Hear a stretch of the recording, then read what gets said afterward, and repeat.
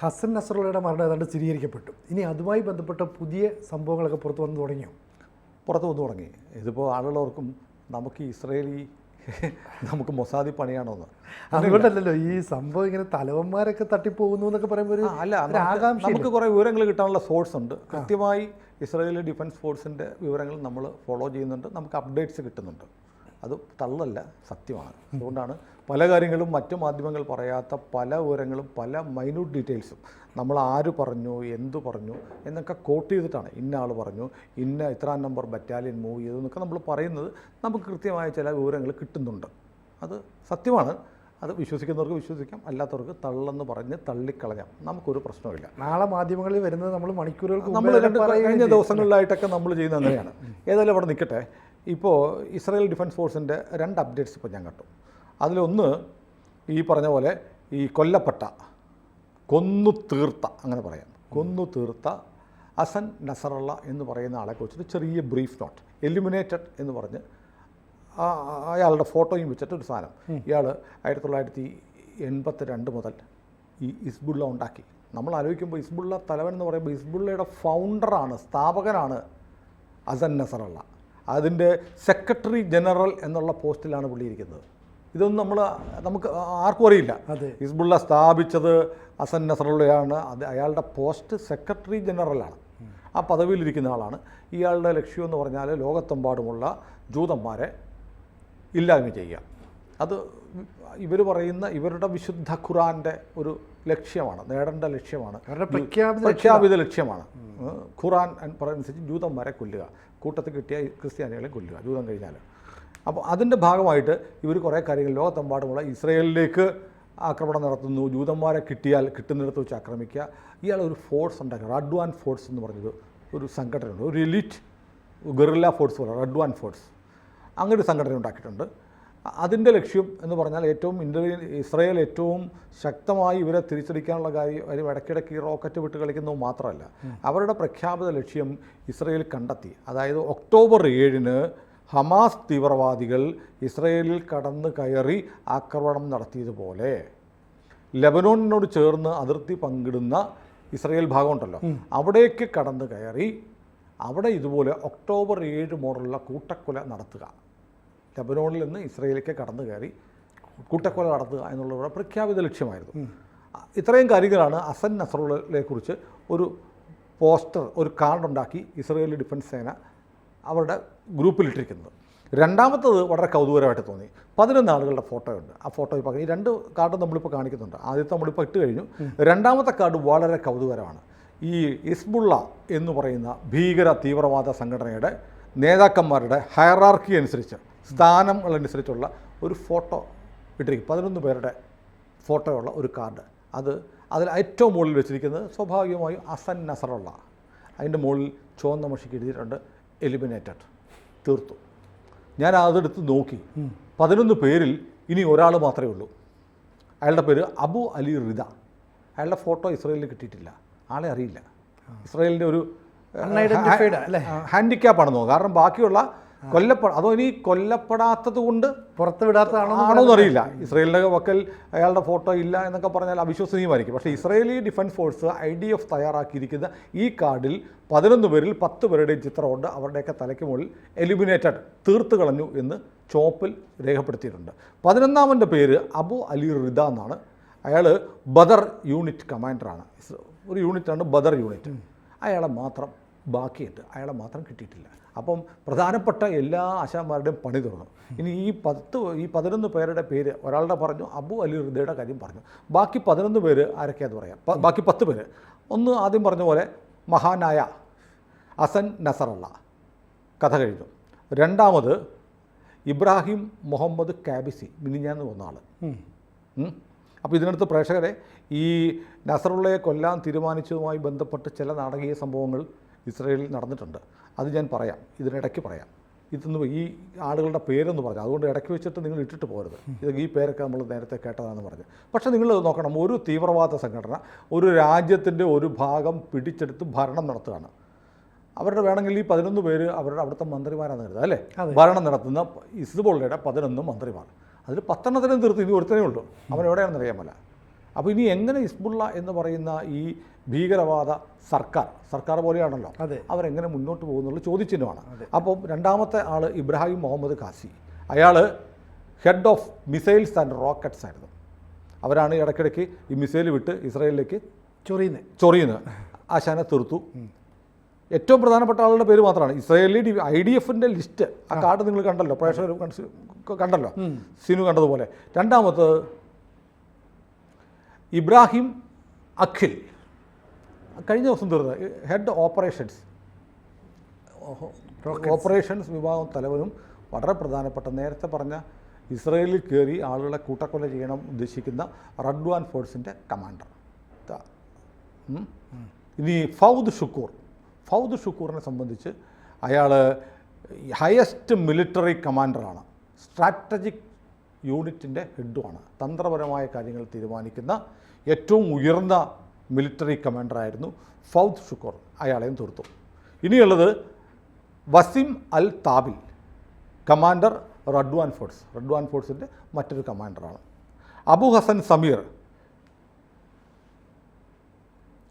ഇയാൾ റഡ്വാൻ ഫോഴ്സിൻ്റെ മറ്റൊരു ഹെഡാണ്, മറ്റൊരു തലവനാണ്. മുഹമ്മദ് ഹുസൈൻ ബ്രോർ ഏരിയൽ കമാൻഡറാണ്, ഈ ഡ്രോണൊക്കെ അയക്കുന്നില്ലേ, ആകാശമാർഗം നടത്തുന്ന ആക്രമണങ്ങളുടെ കമാൻഡറാണ് മുഹമ്മദ് ഹുസൈൻ ബ്രോർ. പിന്നെ അലി കറാക്കി, അത് വളരെ പ്രധാനപ്പെട്ട, ഇസ്രായേലിന് ഏറ്റവും കൂടുതൽ ശല്യമുണ്ടാക്കുന്നത് ലെബനോണിൻ്റെ സൗത്ത് മേഖലയിലെ, സദേൺ മേഖലയിലെ, തെക്കൻ മേഖലയിലെ കമാൻഡറാണ്. പുള്ളിയും തീർത്തു. പിന്നെയുള്ളത് തലീബ് അബ്ദുള്ള, കമാൻഡർ നാസർ യൂണിറ്റ്, റഡ്വാൻ ഫോഴ്സിൻ്റെ നാസർ യൂണിറ്റിൻ്റെ തലവനാണ് തലീബ് അബ്ദുള്ള. മുഹമ്മദ് നാസർ എന്ന് പറയുന്ന ആൾ അസീസ് യൂണിറ്റിൻ്റെ കമാൻഡറാണ്. പിന്നെ ഇത്രയും 10 പേരും കഴിഞ്ഞു. ഇനിയുള്ളത് അബു അലി റിദ മാത്രമാണ്. അബു അലി റിദയുടെ തല എപ്പോൾ പോകുമെന്നുള്ളത് നമുക്ക് വലിയ താമസമില്ലാതെ അറിയാം. മിക്കവാറും കരസേന അങ്ങോട്ട് കയറി കഴിഞ്ഞ് ഈ ചങ്ങായിനെ പിടിച്ചെടുക്കാൻ സാധ്യതയുണ്ട്. അപ്പോൾ ഞാൻ ആലോചിക്കുന്നു, ഇപ്പോൾ ഈ ഒരു ഭീകര സംഘടന കേരളത്തിലെ ഏറ്റവും കൂടുതൽ ഇവർക്കൊക്കെ ആരാധകരുള്ള ഹമാസിൻ്റെ ആരാധകർ ഹിസ്ബുള്ളൊക്കെ ഉണ്ടോ?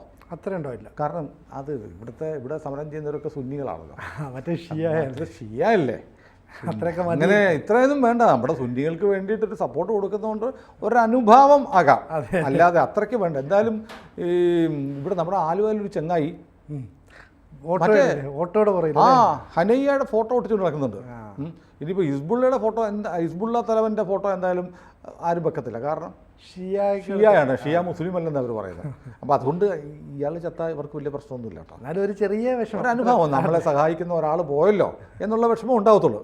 ഏതായാലും വളരെ പ്രധാനപ്പെട്ട ഒരു കാര്യം, വേണമെങ്കിൽ ഇത്രയും വേക്കൻസികൾ ഒഴിവുണ്ട്, പോകുന്നു സാധ്യതയുണ്ട് അല്ലേ? എനിക്ക് താല്പര്യമില്ല. സമയത്ത് എങ്ങനെയാണ് ഇസ്രായേൽ സ്വീകരിക്കുന്നത് പറയാൻ പറ്റില്ലല്ലോ. ചെന്നിറങ്ങാൻ പറ്റുമെന്നുള്ളതാണ്. പക്ഷെ ഞാൻ ആലോചിക്കുന്നതല്ല, ഇത്രയേറെ പിന്തുണ ഇന്ത്യൻ മുസ്ലിങ്ങളാണല്ലോ. ലോകത്ത് അറബ് രാജ്യങ്ങൾക്കും ആർക്കുമില്ലാത്ത വിഷമം, ഗൾഫ് രാജ്യങ്ങൾക്ക് ആർക്കുമില്ലാത്ത വിഷമവും ചങ്കത്തടിയും തെറിവിളിയും നടത്തുന്നത് ഇന്ത്യയിലെ, കേരളത്തിലെ ആളുകളാണ്.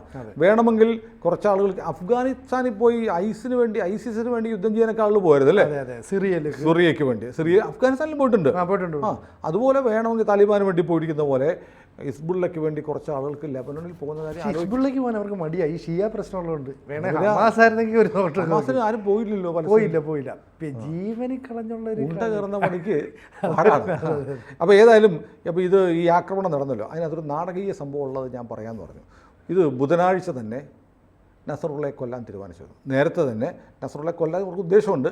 പക്ഷേ ഈ തലവേദന ഇനി വെച്ച് താമസിപ്പിക്കണ്ട, അടിക്കുമ്പോൾ തലക്കടിക്കുക, നസറുള്ളയെ തന്നെ തീർക്കുക എന്ന് ബുധനാഴ്ച തീരുമാനിച്ചു എന്നാണ് പറയുന്നത്. അപ്പോൾ ഐക്യരാഷ്ട്രസഭയുടെ ജനറൽ കൗൺസിൽ, ഇത് IDF-ന്റെ സോഴ്സിൽ നിന്നുള്ള വാർത്തകളാണ് പറയുന്നത്, നമ്മുടെ ഒരു മാധ്യമം ഇത് പറയാൻ പോണില്ല. അപ്പം UN ജനറൽ കൗൺസിൽ പ്രസംഗിക്കാൻ വേണ്ടി ബിബിക്ക് ബെഞ്ചമിൻ നെതന്യാഹുവിന് പോകണം. അതിനു മുമ്പ് ഉന്നത സൈനിക ഉദ്യോഗസ്ഥന്മാരുമായിട്ടൊക്കെ മീറ്റിംഗൊക്കെ നടത്തി, ഞാൻ പോണോ, വേണമെങ്കിൽ പോക്ക് മാറ്റി വയ്ക്കാം എന്ന് പറഞ്ഞു. അപ്പോൾ സൈനിക തലവന്മാർ പറഞ്ഞത് നമ്മൾ ഇൻ്റലിജൻസ് ഇൻപുട്സ് നോക്കുന്നുണ്ട്, അതൊന്ന് കിട്ടിക്കോട്ടെ എന്ന് പറഞ്ഞു. അതിൻ്റെ ഭാഗമായിട്ടാണ് ഒരു 3 പ്രധാനപ്പെട്ട സ്ഥലങ്ങളിൽ ആക്രമണം നടത്താൻ പോകുന്നുള്ള മുന്നറിയിപ്പ് കൊടുത്തു. ആളുകളൊക്കെ ഒഴിയാൻ പറഞ്ഞു. അതിനുശേഷം വളരെ കൃത്യമായി ഇസ്രായേൽ നിരീക്ഷിക്കുകയായിരുന്നു. അങ്ങോട്ട് എല്ലാവരും ഒഴിഞ്ഞു കഴിഞ്ഞല്ലോ. ഈ പറയുന്ന നസറുള്ളയ്ക്കൊന്നും പരസ്യമായിട്ട് ഇറങ്ങി നടക്കാൻ പറ്റില്ല. അപ്പോൾ അതുകൊണ്ട് രക്ഷപ്പെടാൻ വേണ്ടി ഇവർക്ക് ചെയ്യാവുന്ന ഭൂമിക്കടിയിൽ ബങ്കറിലേക്ക് പോവുകയാണ്. ബങ്കറിലേക്ക് പോകുന്നുണ്ടോ എന്നുള്ള സംഭവം നിരീക്ഷിക്കുന്നുണ്ടായിരുന്നു. ഞങ്ങൾ നോക്കുന്നുണ്ട്. പ്രൈം മിനിസ്റ്റർ UN-ലേക്ക് ന്യൂയോർക്കിലേക്ക് പൊക്കോളൂ എന്ന് സൈന്യം പറഞ്ഞു. അങ്ങനെ നെതന്യാഹു ന്യൂയോർക്കിലെത്തി. ഇന്നലെ രാവിലെ 10 മണിക്ക് സൈന്യത്തലവരുമായി ഒരു ഓവർ ഫോൺ സംഭാഷണം ഉണ്ടായിരുന്നു എന്ന് പറഞ്ഞു. ആ സംഭാഷണത്തിൽ ടാർഗറ്റ് കണ്ടെത്തി എന്ന് പറഞ്ഞു. അപ്പോൾ നെതന്യാഹു കൊടുത്ത മറുപടി ഡു ഇറ്റ് എന്ന് 2 വാക്കുകളിൽ ഡു ഇറ്റ് എന്ന് പറഞ്ഞിട്ട് നെതന്യാഹു നേരെ UN ജനറൽ കൗൺസിൽ യോഗത്തിലേക്ക് പ്രസംഗിക്കാൻ കയറി. ഇവിടെ പ്രസംഗത്തിലൂടെ മാലപ്പടക്കം പോലെ ആരാധകർക്ക് ആവേശമുണ്ടാക്കുന്നൊരു പ്രസംഗം നെതന്യാഹു നടത്തിയപ്പോൾ അവിടെ ഒറിജിനൽ പടക്കം ആര് പൊട്ടിക്കുകയായിരുന്നു? സേന പൊട്ടിക്കുകയായിരുന്നു. അപ്പോൾ ബീബിയുടെ 2 വാക്കുകൾ ഡു ഇറ്റ് എന്നുള്ള വാക്കുകൾ ഇന്നൊരു വലിയ വേൾഡ് ഹിറ്റായി മാറിക്കൊണ്ടിരിക്കുകയാണ്. ഡു ഇറ്റിലൂടെ എക്കാലത്തെയും ഏറ്റവും വലിയൊരു ശത്രുവിനെ തീർത്തു. വംശനാശം വന്നു, കുറ്റിയേറ്റുപോയി. ഹിസ്ബുള്ള ഇനി എന്ത് ചെയ്യും? ആരെ നേതാവാക്കും? 2ാമത്തെ നേതാവാകും എന്ന്, ഇയാൾക്ക് ശേഷം നേതാവാകും എന്ന് പറയപ്പെടുന്ന ആളും കൊല്ലപ്പെട്ടു എന്ന് സ്ഥിരീകരിക്കാത്ത വിവരമുണ്ട്. അത് നമ്മൾ മുമ്പൊരു സംഭാഷണത്തിൽ പറഞ്ഞു. ഏതായാലും അതിൻ്റെ കൺഫർമേഷൻ വരട്ടെ. ഹിസ്ബുള്ളയെ സംബന്ധിച്ച് ലോകത്ത് ഒരു സംഘടനയ്ക്കും ഇത്ര വലിയ ഗതികേട് വരരുത്. ഒന്ന് ആലോചിച്ച് നോക്കിയാൽ 10,000 ആളുകളുടെ അരക്കെട്ടിൽ ഇത് ബോംബ് പൊട്ടിയെന്ന് പറഞ്ഞാൽ എന്തായിരിക്കും അവസ്ഥ? അപ്പോൾ അതിദയനീയമായ ഒരു പതനത്തിലേക്ക് ഒരു തീവ്രവാദ സംഘടന എത്തപ്പെട്ടു. അതാണ് ഇപ്പോൾ സംഭവിക്കുന്നത്. ഇനി ലെബനോൺ എന്ന് പറയുന്ന പഴയ തേനും പാലും ഒഴുകുന്ന സുഗന്ധദ്രവ്യങ്ങളുടെയും ലോകത്തിലെ ഏറ്റവും വലിയ സുന്ദരിമാരുടെ ഒരു നാടായിരുന്നു ലെബനോൺ. ആ ലെബനോൺ പഴയ ലെബനോണല്ല, ഇപ്പം കത്തി അമർന്ന വംശീയ വിദ്വേഷം നിറഞ്ഞു നിൽക്കുന്ന തീവ്രവാദത്തിൻ്റെ ഒരു കേന്ദ്രമാണ്. ആ ലെബനോണിനെ പഴയ പോലെ തേനും പാലും ഒഴുകുന്ന ഒരു വാഗ്ദത്ത ഭൂമിയുടെ ഭാഗമാക്കാൻ ഇസ്രായേലിന് കഴിയുമോ ഇല്ലയോ നമുക്ക് കാത്തിരിക്കാം. ഈ ലോകത്ത് ഒരു രാജ്യങ്ങൾക്കും കഴിയാത്ത അത്ര വിദഗ്ധമായി ഈ മൊസാദ് ഒരു ഓപ്പറേഷൻ നടത്തുമ്പോഴേ മറ്റു രാജ്യങ്ങളൊക്കെ അസൂയയോടായിരിക്കത്തില്ല ഇസ്രായേലിനെ കാണുന്നത്. ഇങ്ങനെ ഒരു ഓപ്പറേഷൻ ഒരു പ്രധാനപ്പെട്ട കാര്യമുണ്ട്.